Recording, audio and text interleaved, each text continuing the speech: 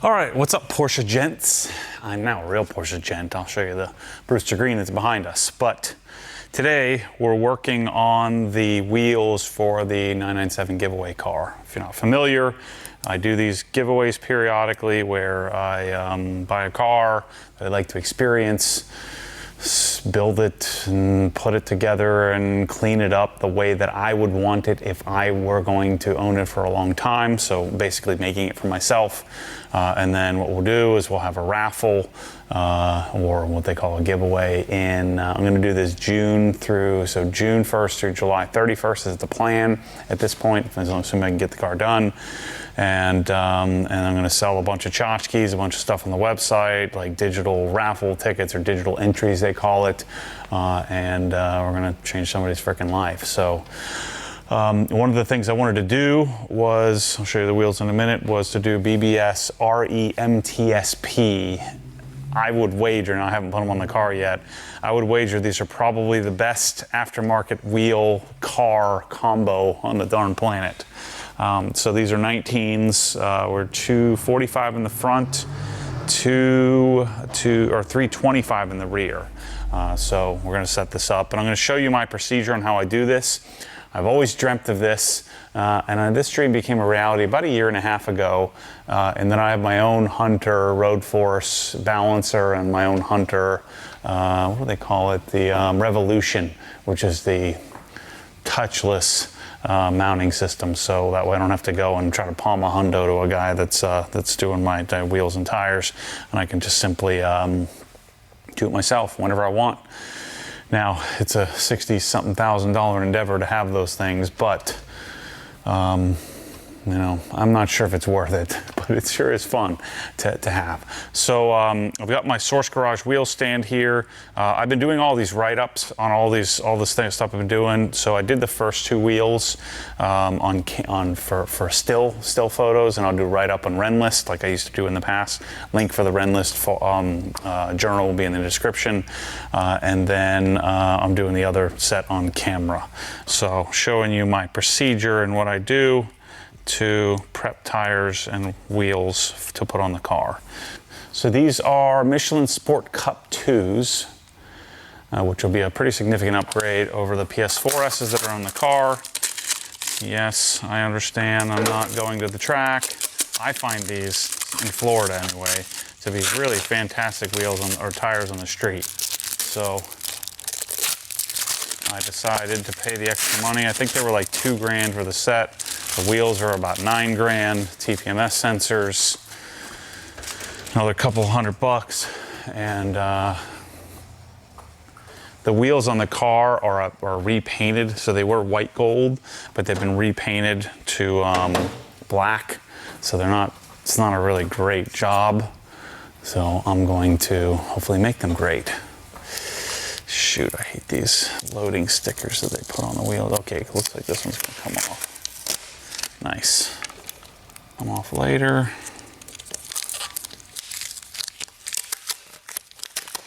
These are 245, 35, 19s. I also got, so the car's down at my friend Scott's at the Dryce Lab, DryceNation.com. So we did the dry ice cleaning and the car came out absolutely fantastic. I couldn't save the rotors, so I found a set on Renlist. So thanks to Dean on Renlist, he has a rebuilt set off of a 997.1 RS that look really, really clean. Those should be here tomorrow or the next day. And so I'm wanting to get the wheels and tires done. And it makes for, I think, a better experience since I have my own mounting and balancing machine. Or if you were going to do this yourself, oftentimes a lot of tire places would prefer to sell you the tires, but sometimes they don't. And so these were ordered off Tire Rack. This is the prep that I do to my tires, regardless of if I have a machine or not. Even though we're going to get some soap on the tires, it's super useful to clean them up now. de-nib them now before I mount the wheels up. So we start with this procedure. I like this new Source garage stand. It does flip around, but my stand is a little bit too short, or the stand is a little too deep. Cart. So I just pick it up and flip it around. That. It's funny, now there's a whole demographic of people just leave their nibs on just to be stubborn, but I feel like once I show you this can't be unseen. It'll take you 20 minutes to go chop them off of your car.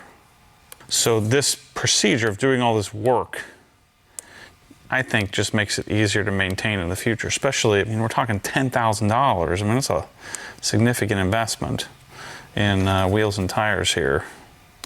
So to spend a little time putting them together, doing them, like those wheels are the stock wheels. I didn't demount the tires, but I did, I always just throw the tire nibs on the ground. It goes under the Swiss tracks and I'll just clean it up later. Now here's the secret formula, is Stoner's Terminator. This is I'm gonna ruin this towel, but this is a towel that I use to put the coating on the other two wheels. So I'm gonna ruin this,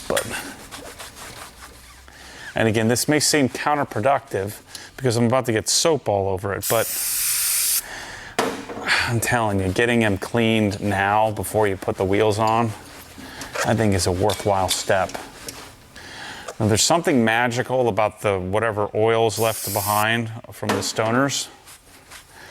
It just makes it so that the tire dressing, it makes the wheels accept. I find that Cup 2s are really tough to get to accept the tire dressing. So this helps a ton of prepping them.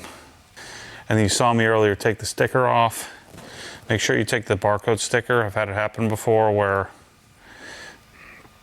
I had a leaky wheel and tire because I hadn't taken that sticker off. But then I've had some where I left the sticker on, it was fine. But I just make it common practice to make sure you take that barcode sticker off. And since we're doing this, we might as well clean the inside and outside. Doesn't take much. Those of you guys that are watching this that are wheel and tire guys, I'm going to show you what I've been struggling with lately. I'm sure I'm doing some things wrong. This is probably my 20th set of wheels that I've done, where some of you have probably done 20 in a day. So my skill set is still rather limited. But I'm gotten relatively proficient. First set of wheels and tires took me 7 or 8 hours to do. This one shouldn't take me too long. All right, let's mount her up. First, let's put our TPMS sensor on. So you want to coat your wheels after you mount and balance, because if you do it before, then you're going to end up with the wheel weights falling off. 11 millimeter.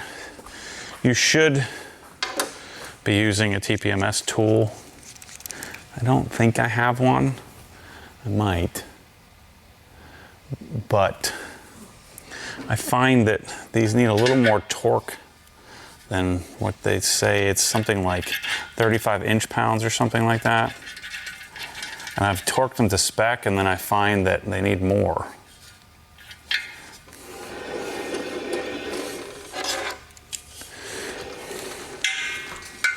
So I started doing it by feel. It hasn't led me astray yet.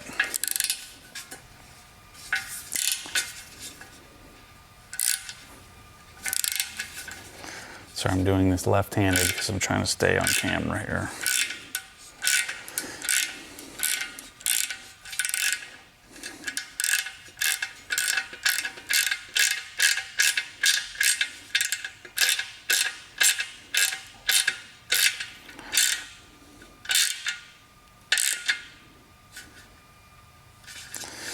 sure it's somewhat straight.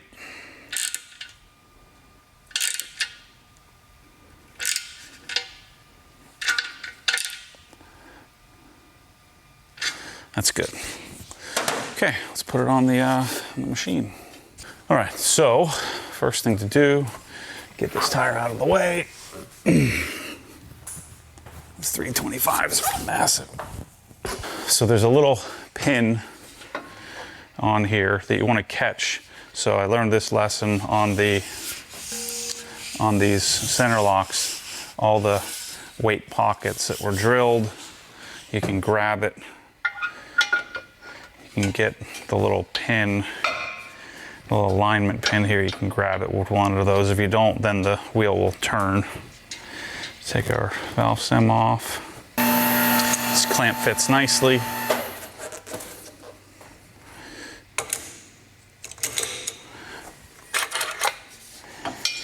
It'll center itself up there. And we're gonna clamp. Clamp it down, rotate it, align the TPMS. I'm gonna take this down.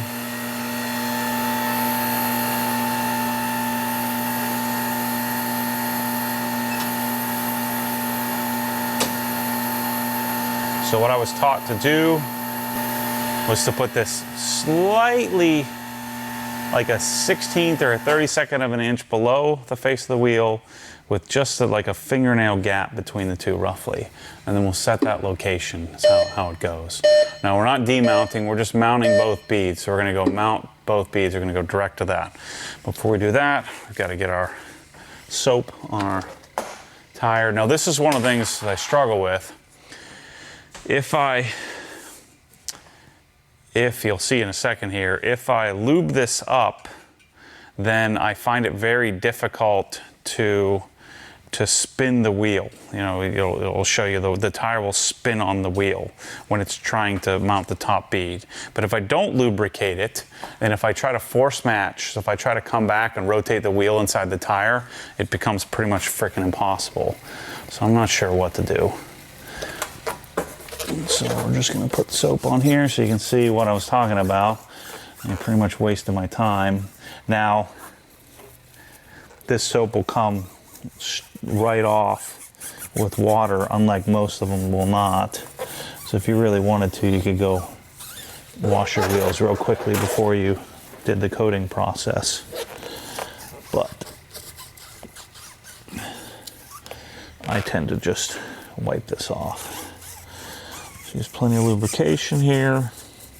I was taping the face of the wheel, the edge, but I found that to be unnecessary. Okay, so what do you think? Should I do it? I think we'll just put a little on there. These weren't too bad. The other thing that can happen if you don't lubricate this, and the bead won't seat. But I'm telling you, mounting the top bead when I do this becomes really problematic. We're good to go. So make sure you find the outside, and that goes up top here. So let me press go.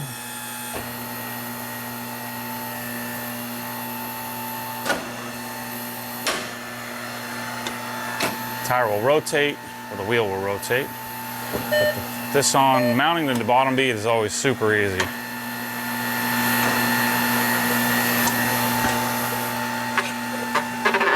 There's the bottom. Nice and easy. Pull the pushers in place. Okay. Now this is where it becomes problematic. Push this in place.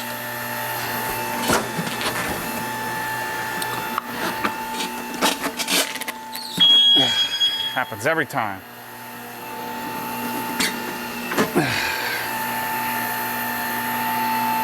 So I have to push the whole thing. I'm gonna retry it.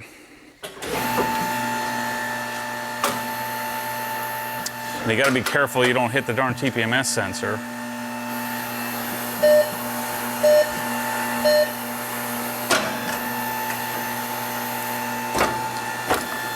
The other thing that I find helpful is that these are a little further away, so I'll bring the press arms a little closer.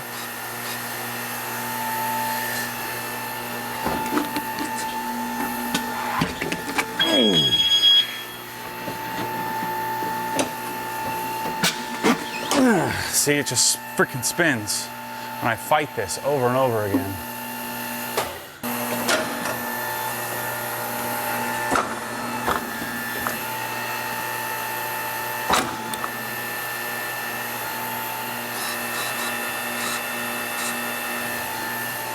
So I kind of need 2 people to push the darn thing. There we go.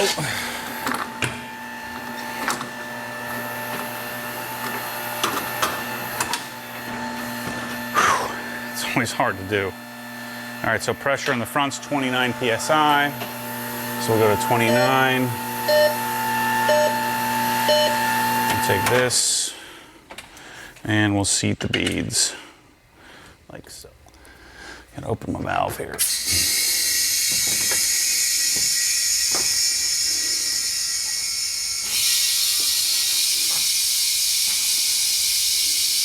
And that will pop. Missed.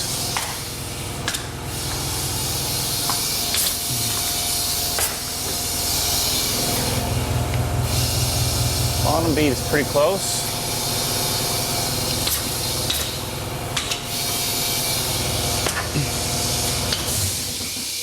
I need to get the real cheetah. So we're gonna blast it. So let's stop that.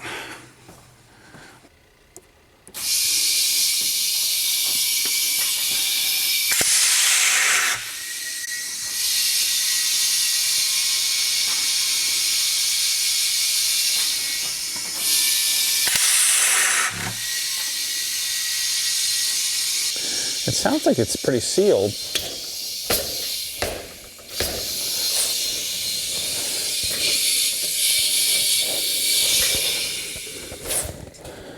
Stop that. Let's take our core out. Sometimes this helps. There we go. There it goes.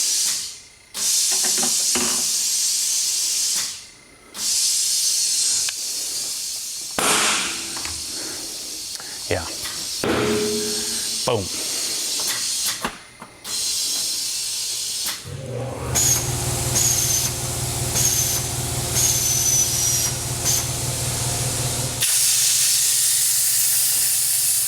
So all these little tricks you learn over time. So imagine if you're doing 100 sets of wheels and tires, or you have some guy that's been around a long time on your, works with you, can teach you all these tricks. Well, I'm just doing it myself.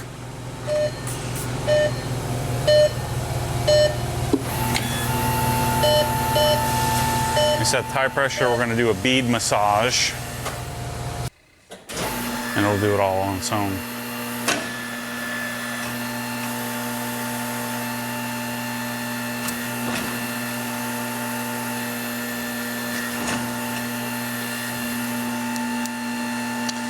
There's a little popping of air. So this helps make sure that the bead is seated and won't shift around.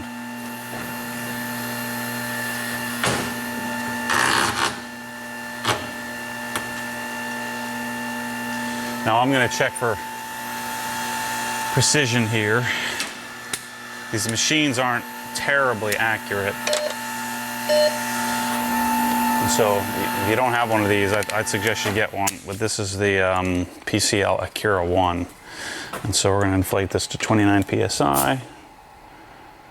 29.4, so it's 0.4 off.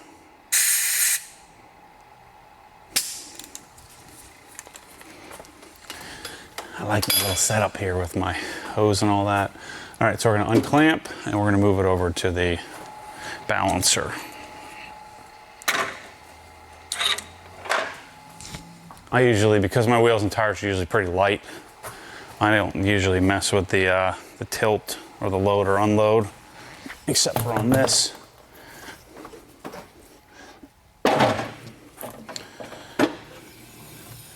So the balancer has or the mounter has an unload thingy. So I've got the proper cullet on here, which I was using before, and then on center lock, you grab an opposing cullet.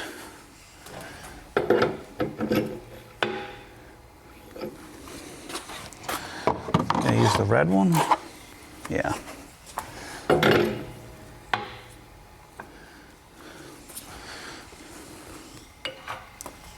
think those are called cullets. And we'll tighten it down. Okay. Now, this is where I was always wrong. And this is something that I wasn't aware of. And I can come up a little bit now since you're here. So I'd always thought road force balancing meant that this thing touches or puts pressure or weight on the tire, adds friction and weight to the tire. And I thought that pushing down did some sort of balancing. Well, what the road force part does is tells you where the heavyweight part of the tire is in comparison to the wheel, and then gives you a suggestion how to rotate the tire on the wheel. And you'll notice a lot of tires have red or yellow spots on them. Michelin's generally don't. And so we're just winging it. And so what this thing's going to tell me, if it's out of balance, if it's out of road force balance, I'm going to need to take it back over to the other machine. Hopefully I won't have to. And then rotate the wheel and tire so that way you can sort of, I guess, oppose the heavy spots. And so we're going to do road force with straight track. And all we simply do, we already did our inflation. We're going to run it. It's going to tell us what's up. So the roller is going to come, put pressure on. It says we need a 30 gram weight, which is pretty reasonable.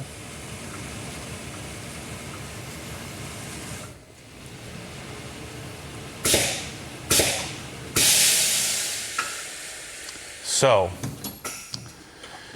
it's 15. So it's right on the allowable limit. It's not in the green, but it's not out. So if we wanted to road force this, and I force matched it, and I could do, it has me rotating the tire, so we should probably do it. Rotating the tire, roughly 25 degrees. So let's do it. And I got these little markers, these little Steelman crayons, which I had before. So I take the line here. This one is on the tire, which I'm going to put right there. And then hit servo, and I'm going to do this on the wheel. So now I want to match those two lines up. So I'm going to take it off of here and go back to the balancer, or the mounter. Keep getting the terminology wrong.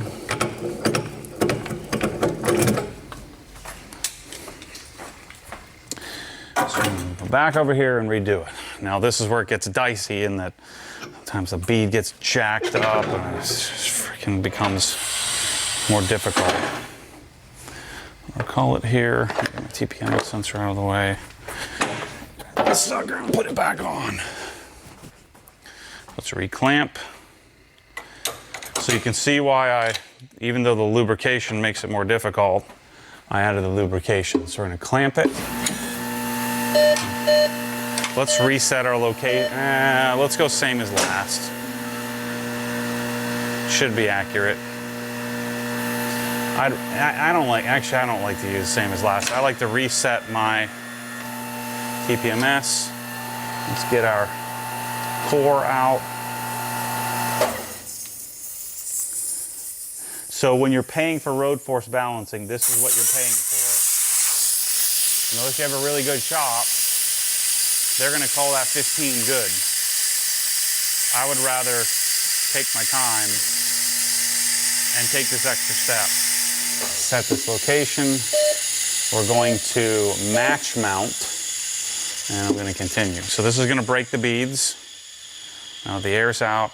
So I need to get this line and that line to match up, and then we're going to redo it. By the way, this isn't foolproof.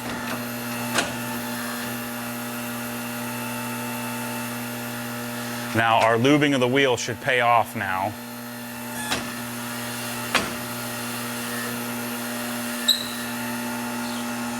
So it's going to break the beads.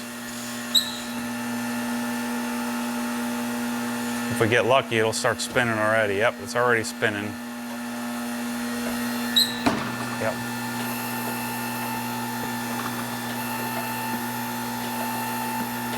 Boom.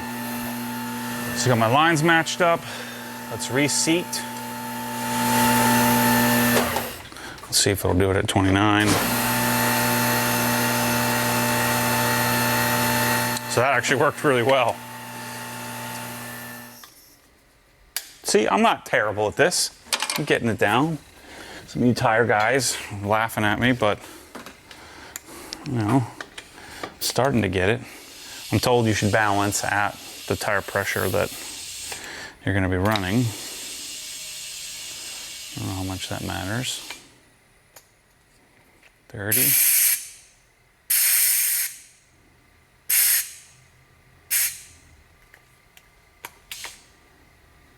Boom. Let's go back over to our balancer and let's see if our match mount worked.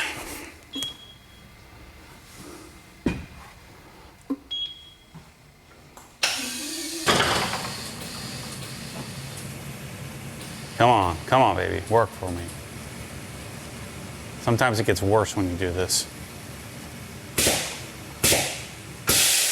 14, we're in the green. So it didn't do a whole heck of a lot. So we're gonna go back to balance. I just want to redo the whole thing.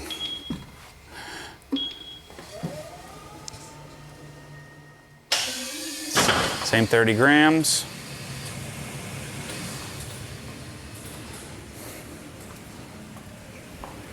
Got a towel.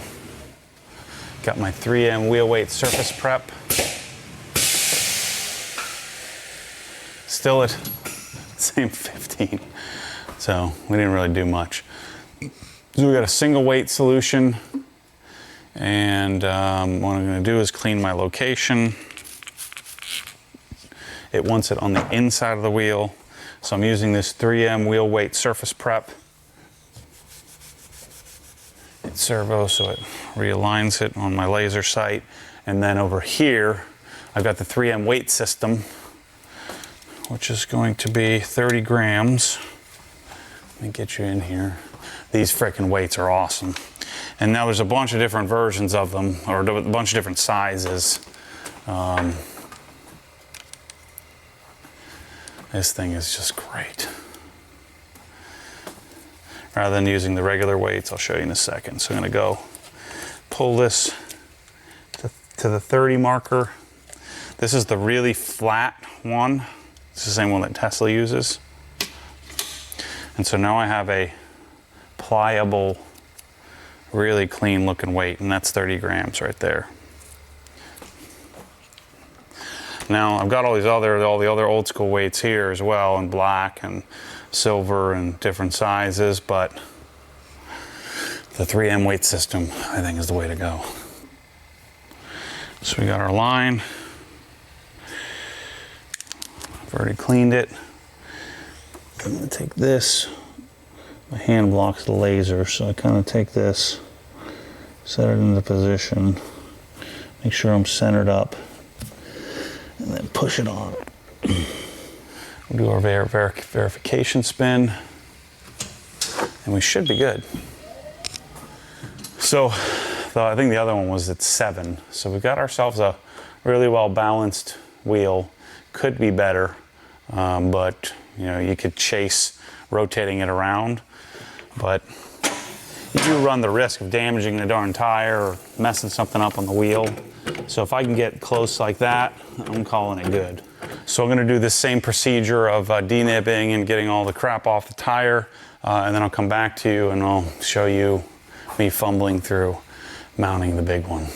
All right, let's do the big boy.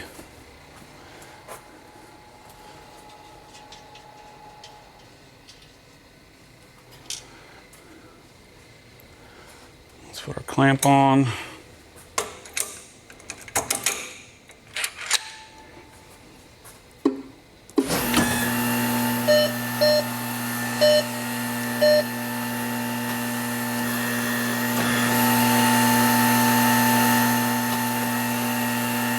Before I do that, let's do the same procedure here.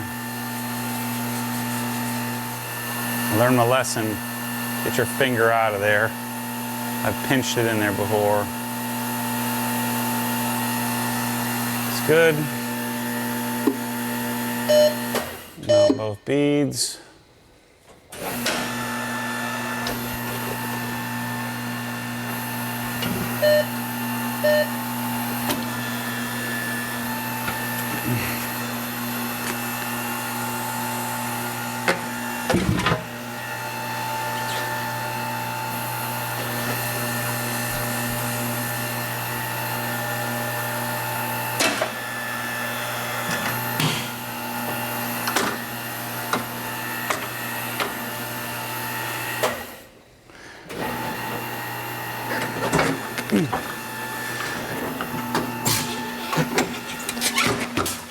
Nice.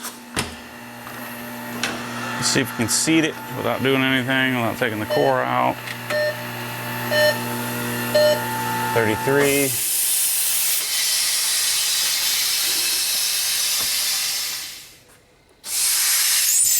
There we go.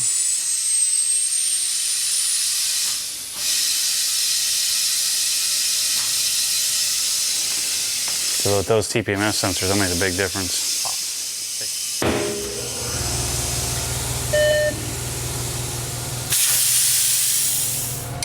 I think the trick was pushing it here.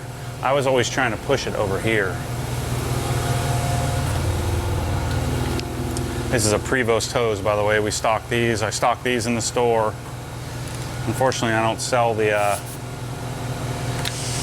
Hunter stuff yet. I'm telling you, it's really hard to find a lot of these accessories. Like all the tools that I'm using, the wheel weights.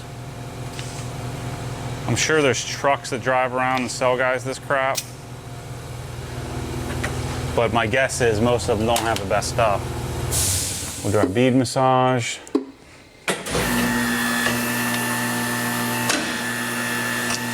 And then hopefully we get lucky and don't have to do any force matching. Because it was really hard to force match the other one that I did.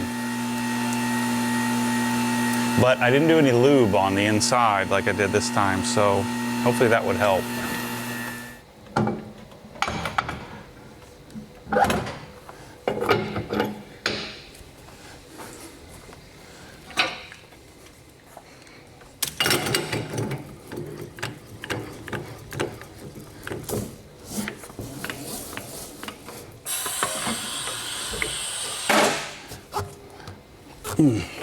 Okay, there we go. This down. Come on, hook me up here. It's inflated properly. Come on. I don't want to try to rotate this thing.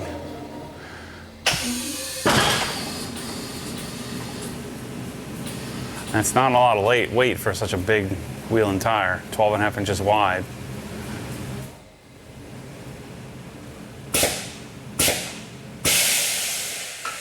Nice. I'm calling that good. Let's do our, clean our spot.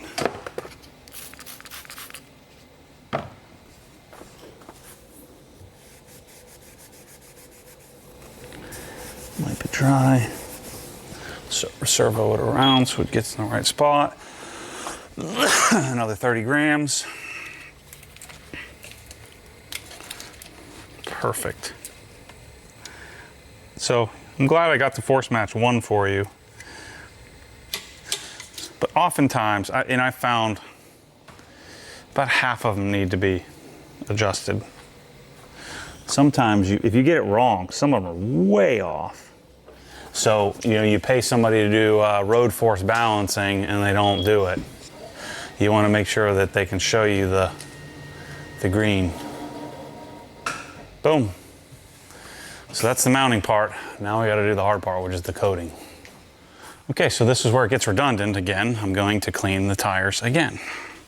Same stuff, same procedure, same darn towel. Don't get stoners on a black wheel. This wheel will be fine. You want to try to avoid getting the spray on the wheels. It can leave splotchiness on black wheels.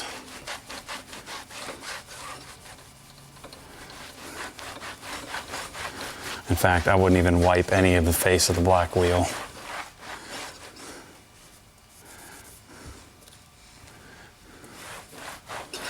So my prep clean made that clean much, much easier. And then don't forget to get your valve stem cap. I like the regular old inconspicuous plastic one that comes on a Huff TPMS. Set that aside. Now I'm going to use CarPro Eraser in a press-all bottle. I'll soak down the barrel using lots and lots of product. I'm going to soak down the face.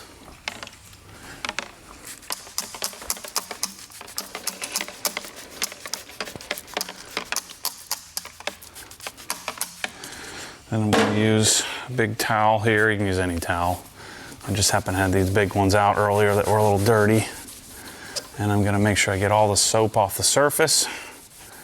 This is an isopropyl alcohol solution that is for preparing paint for coatings. And so we're going to coat this a little bit differently than what I normally do, just because I don't have the right product, but we'll show you the products here in a second. So wipe the face. And then if you're doing any kind of wheel cleaning or coating, it's a whole different process if you don't have new wheels. These are brand new. And it's a whole lot more work if you have wheels where you have polishing and decontamination and all that. I don't need to do any of that because these are a brand new wheel. Because these are a satin finish, I can't polish them anyway. So usually new wheels, you can just do this process too. I really like these wheels. I can't wait to put them on the car with new brakes, all the dry ice cleaning. I'm not a huge aftermarket wheel on a Porsche kind of guy. These just look, they look like OE white Visoc magnesium. They look a lot like that. It's like these are built specifically. These are destined for 997 GT3s. When I first saw them, I said, if I ever get my buddy Eric at Supreme Power, if I ever get a 997 GT3 RS, which I have, I'm gonna get these wheels. And so Eric already knew that. He sent me pictures of it before I even thought to ask him. And these are in the platinum silver version. They have them in white gold as well. I decided to go, since the uprights are silver, to go and stay silver. Okay, so now the wheel's ready for coating. Again, you would need to be a lot more meticulous if you were going to be,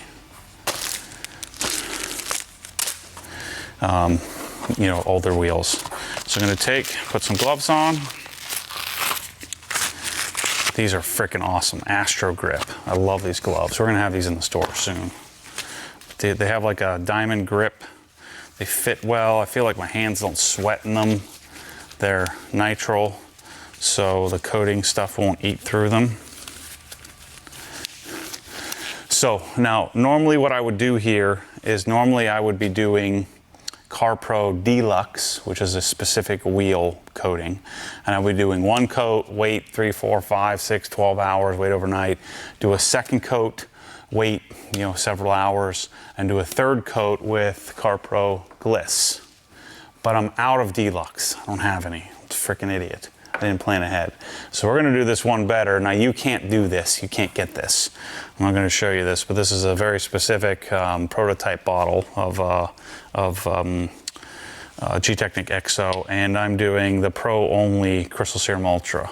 Ultra's great on wheels. You can pay someone to do it, but you can't buy this. This is for pros only, and I'm technically I don't do customer cars, but I am certified. I've gone to the G-Technic training and certification school just for the fun of it. And I sell, hundreds of thousands of dollars a year of G-Technic products, probably millions of dollars if you take what people buy it at other places based on my suggestion. But this is their professional version of the coating, which again, you can't get. And then we're going to do this new version of EXO. All right, so I need a pipette. I'm going to use the applicator that comes in the box.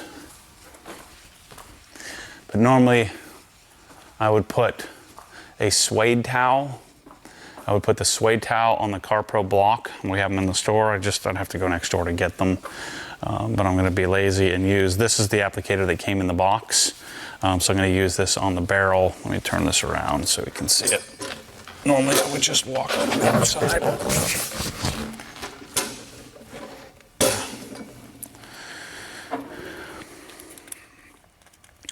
So this coating, you got to move. And you got to move relatively quickly. So I'm going to do this wheel in 1, 2, 3, 4 different sections.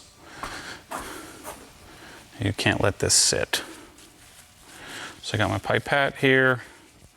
Got my applicator. The application for Deluxe would be the same with the exception of it's quite a bit more forgiving, meaning you have more time to work with it. This flashes really, really quickly. So you need to move. Pick a spot. I'm going to start on the valve stem, come back around to that. Nice even coverage. With a coating, you can see it on this satin finish here. At least I can, you probably can. But this satin finish sucks up quite a bit of product, but more is not better. You just have to get the appropriate amount on it, which is just enough to create like a wet looking slick on here. And then as soon as I get back to that valve stem, no dilly-dallying around with this coating, I gotta wipe it flat. If this was gloss, I wouldn't have to put nearly as much product on my applicator. But because these are satin, the barrels soak up all kinds of juice. I'm not applying any pressure. I'm just moving back and forth a little quicker than normal because this is a satin finish. I find that this kind of motion works better. So we set that aside, we take our towel, fold it in eighths, and we're gonna go and wipe it flat. We're not removing the product, we're just removing any excess and wiping it so that it's nice and flat.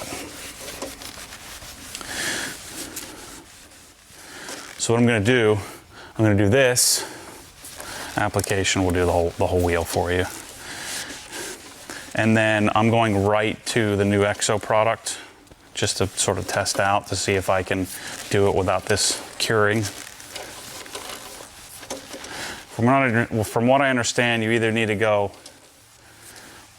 like within an hour, or you need to wait for it to cure overnight.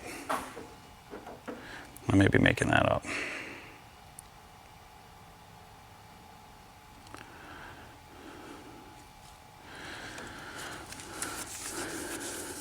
Back of the wheel. Started in a random spot, not on the valve stem like an idiot, so I'll end up either doing one too many.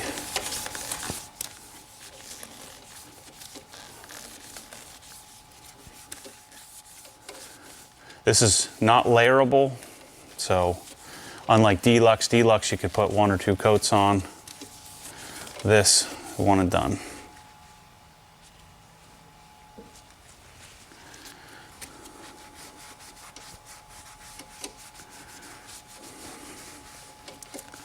And it is not only wipe on, wipe off, but wipe on and get it the heck flat, quick. Otherwise you end up with high spots that are really hard to deal with. I learned my lesson on Adam LZ's GT3. Billy had to go back and fix my lack of speed on one of the doors.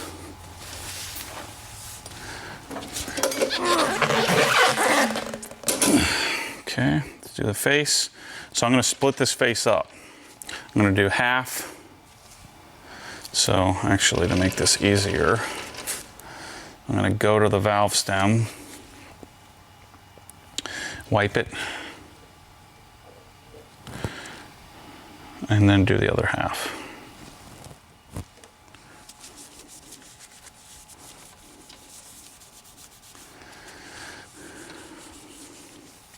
Stay organized, especially with a coating like this that's a bit trickier to deal with. See, if you don't have nitrile rubber gloves, it's kind of pointless. Don't even wear gloves. If you have some latex, the coating will eat right through it, and your skin will be digesting latex and whatever the heck this coating is. Not preferred.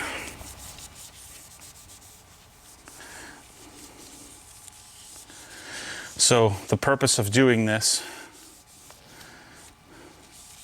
is to make your ownership experience more enjoyable. It'll be so much easier to clean, especially with the carbon ceramics on the car. So then I'll go back to the beginning here, which is right at the wheel weight. And I'll flatten it out.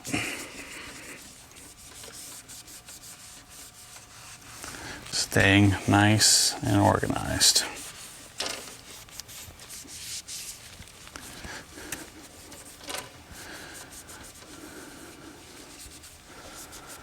So on the car has paint protection film. I'm gonna polish that paint protection film because it's kind of hazy and a little funky. And then I'm going to coat that car with Crystal Serum Light, which is the consumer version of this, and top it with this new prototype EXO that I can't mention or talk about. It's freaking good though. If I were to talk about it, I would tell you when it comes out. It's really freaking good. The new EXO is a single layer. Okay, so let's finish this up.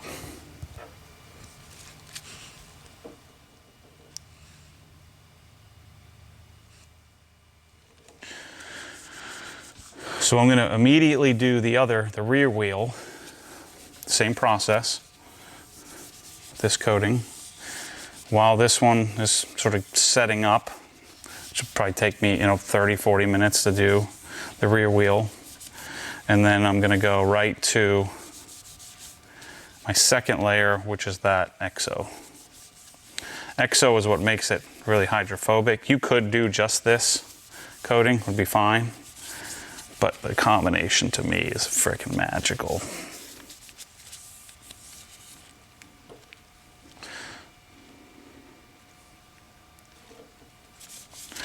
This is by far my favorite coating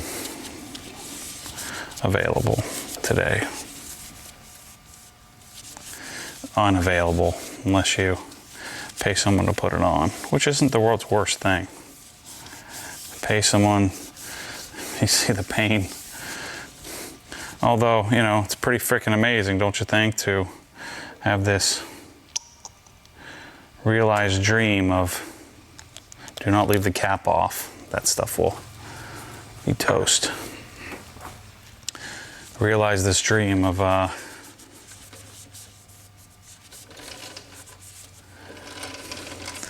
being able to mount my wheels, go right into this coating.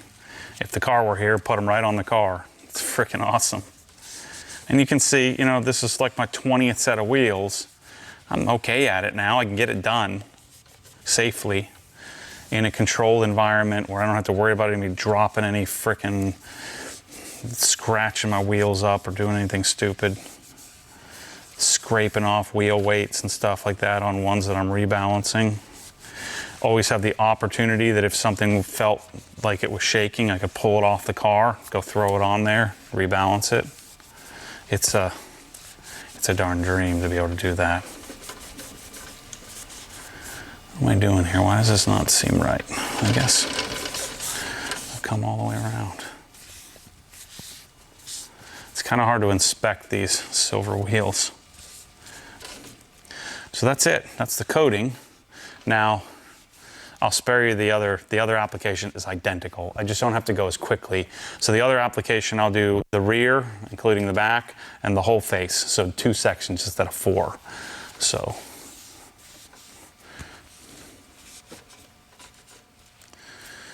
let's dress the tires since we're here. So remember, we did the stoners. That was good. And then I've got 2 brushes. So I've got OG tire dressing. I'm gonna cake this on because these tires will soak it up, and then I'll wipe it flat, before I put it on the car. So my first application, I'm always putting on more than I normally would, and normally I would wipe it flat, but I'm just gonna leave it, and that helps to allow it to set up, if you will, or to get the tire sort of dressed.